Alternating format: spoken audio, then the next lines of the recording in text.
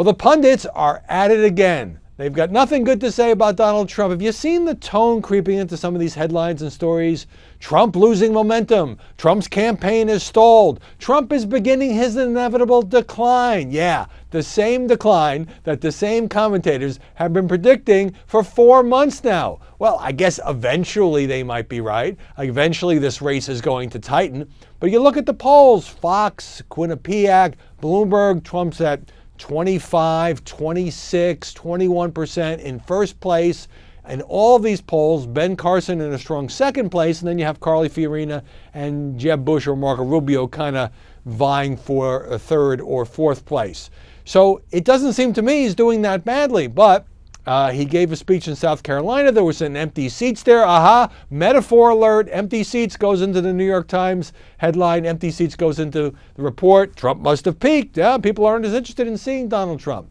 Well, great, except that every single time the press says this, and let's just go through the list, Trump's comments about Mexican immigrants, Trump's comments about John McCain's POW record, Trump's first debate, Trump's second debate, Trump's comments about Megyn Kelly, Trump's comments about Carly Fiorina's face, Trump not correcting the questioner in the New Hampshire town meeting who said President Obama is a Muslim. After every one of those episodes, the press predicted that Trump would lose altitude like a plane, out of control, and it hasn't quite happened. Maybe he's down a little bit, sure, but it's a long campaign.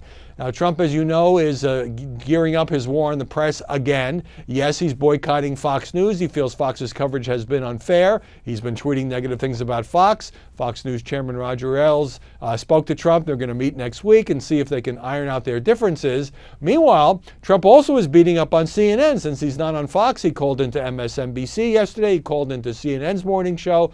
And on CNN, he started complaining about the CNN reporter who had covered him in South Carolina the day before. She's a terrible reporter, a horrible reporter, he said, a disgusting reporter, because, he said, she had reported that there were some empty seats at the South Carolina event.